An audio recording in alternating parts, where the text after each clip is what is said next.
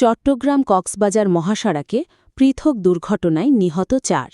চকরিয়ার হারবাং বাস স্টেশনের পর চেয়ারম্যানের বাগান এলাকায় পূর্বানী বাস ও মোটরসাইকেলের সংঘর্ষে চন্দনাইশের মিজান নামে এক মোটরসাইকেল আরোহী নিহত হয়েছেন।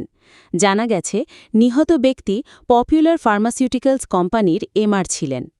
এদিকে চট্টগ্রামের লোহাগাড়ার চুন্তি জাঙ্গালিয়া এলাকায় একটি মাইক্রোবাস নোহা খাদে পড়ে ৩ জন নিহত হয়েছেন। তাদের পরিচয় এখনও নিশ্চিত হওয়া যায়নি।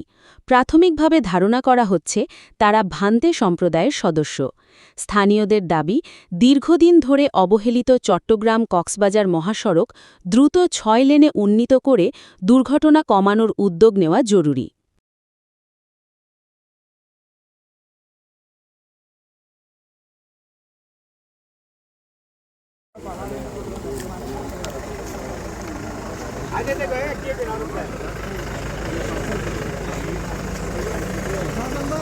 বন্ধুরা দেখতে পাচ্ছেন গাড়িটা